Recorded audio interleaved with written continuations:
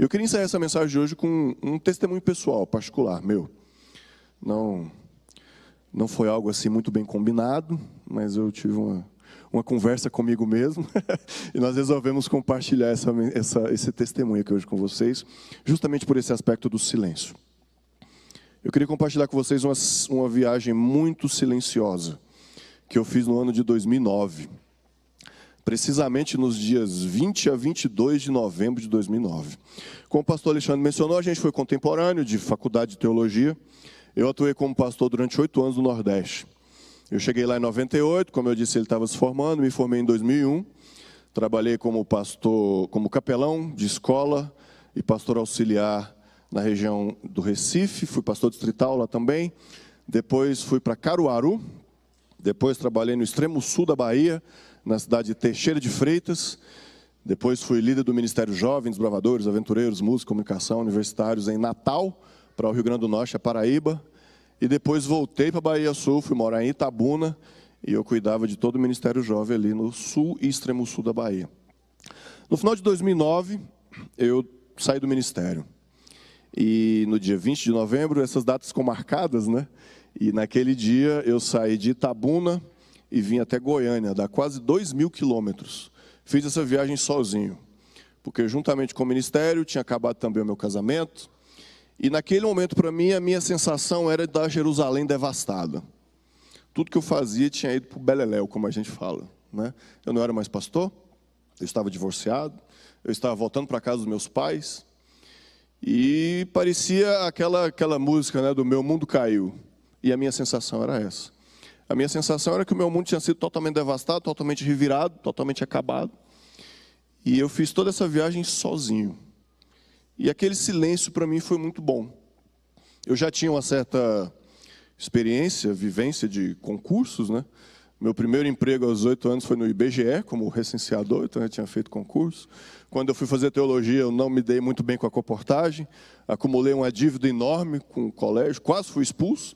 Na verdade, eu fui expulso, só que ainda assim fiquei lá e ainda consegui terminar. O diretor do SALT me segurou por lá e eu consegui terminar a faculdade. No meu último ano, para pagar a faculdade, eu fiz outro concurso. Eu trabalhei na Caixa Econômica, eu fui bancário durante 1 ano. Se eu ainda estivesse lá, eu teria 22 anos de Caixa Econômica, eu estava quase aposentando, né? Mas eu saí de lá justamente para ser pastor. E quando eu voltava, eu pensei, o que é que eu vou fazer agora? Eu vou fazer outro concurso, né? Não conseguia nem pensar em outra coisa. Passei aqui em Brasília, no sábado à tarde, domingo à tarde. É longe a Bahia, viu? E eu tinha um sonho naquela época, que era o concurso da diplomacia. Como o pastor Alexandre mencionou, eu gosto muito de idiomas, história e tal, e eu queria fazer esse concurso. Quem conhece bem ali a região dos ministérios sabe que atrás do Itamaraty tem um prédio redondo chamado Bolo de Noiva. Ali funcionava o Instituto Rio Branco, depois saiu dali, está no outro lugar mais para trás ali. E eu parei o carro ali e fiz uma oração naquele lugar, falando: Deus, meu caminho agora é por aqui, peço ao Senhor que um dia eu possa entrar aqui, né? As nossas orações nem sempre são atendidas da forma como a gente faz, como a gente quer. E às vezes o GPS de Deus funciona melhor do que o nosso, né? E aquela oração no lugar onde eu queria trabalhar foi atendida anos depois, num órgão que está ali do outro lado da rua, na verdade, né? Mas eu fiz o concurso da diplomacia 9 anos, é um dos mais difíceis do Brasil, quem conhece um pouquinho do mundo de concursos aqui. São 4 fases, somente em 2 vezes eu passei da primeira, fui até a última, mas não consegui ser aprovado.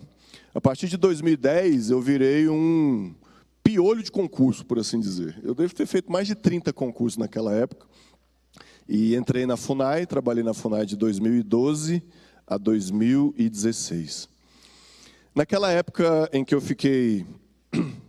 Eu não consegui ir na igreja, né? Eu chegava na igreja, eu tinha vivido tão intensamente o ministério, que para mim estar na igreja era uma coisa incômoda, difícil, não me sentia bem na igreja.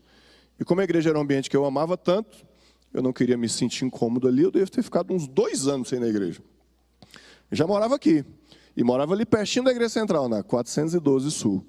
Era só atravessar a L2 que eu estava na igreja, mas eu não ia na igreja. E nesse período todo, a minha Jerusalém devastada era só estudar. Eu praticamente morei na biblioteca demonstrativa ali na W3 Sul.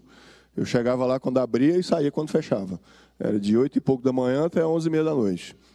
Nesse período, meu pai me ajudou um pouco. Você vê como as coisas são irônicas, né?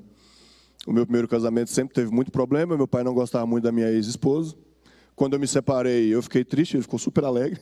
E ele me ajudou durante 2 anos em que eu só estudava. Então, às vezes, as desgraceiras se tornam alegrias na vida da gente, né? Esse foi um caso. E aí, meu pai me ajudou durante 2 anos até que eu consegui passar no meu primeiro concurso e fui ficando aqui. Naquele mesmo ano de 2012, eu fiz o concurso da Câmara dos Deputados, que juntamente com o Senado é um dos mais concorridos aqui do nosso mundo de concurso de Brasília, né? Fiquei longe, fiquei em 395 de 112 vagas. Esqueci aquele concurso. Em 2013, a gente tem algumas regras em relação ao casamento, né? A minha ex-esposa se casou.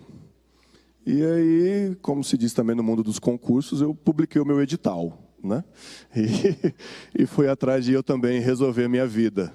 Em janeiro de 2014, no evento que eu tenho 100% de certeza que várias pessoas aqui estavam, posso até dizer alguns nomes, né? No Campus Sul-Americano, em Barretos, eu fui rebatizado e, tecnicamente, voltei para a igreja. Que era, na verdade, o lugar de onde eu nunca tinha saído, né? Só tirei algumas férias. Em dezembro de 2014, eu me casei com a Sara. E lá para metade de 2015, eu fui contar essa história desse concurso para ela. Uma falha matrimonial, né? Uma coisa profissional tão importante assim. Eu tinha falado para ela, sabia que eu estou na excedência de um concurso da Câmara? Ela, é mesmo? Eu falei, é. E aí? Ah, não tem esperança mais não. Estou muito longe, não está acontecendo nada. E aí ela falou assim, mas você está orando? Aí mais outra falha, né? Da nossa falta de fé. Eu falei, não. Eu não sei se eu falei com essas palavras, mas o que eu quis dizer para ela foi assim, não vou incomodar Deus com isso, não. Isso aí já era, já perdi a esperança. E ela aqui, alguns aqui conhecem, né? Ela é potiguar. Ela falou assim, posso pedir para a mãe orar? Eu falei, peça, não tem problema não. E minha sogra começou a orar. E eu sempre falo sobre isso, sobre dons espirituais. O que eu menos entendo é o dom da oração, né? Tem coisa que a gente ora, não acontece nada. E algumas pessoas oram e o negócio acontece assim, não tem explicação, não sei como. Eu sei que manhã começou a orar e em 2015 para 2016 aquela fila começou a andar. Resumo da história. Depois de 4 anos que eu fiquei na excedência daquele concurso, que é uma coisa raríssima, né? No último dia de validade daquele concurso, eu fui chamado.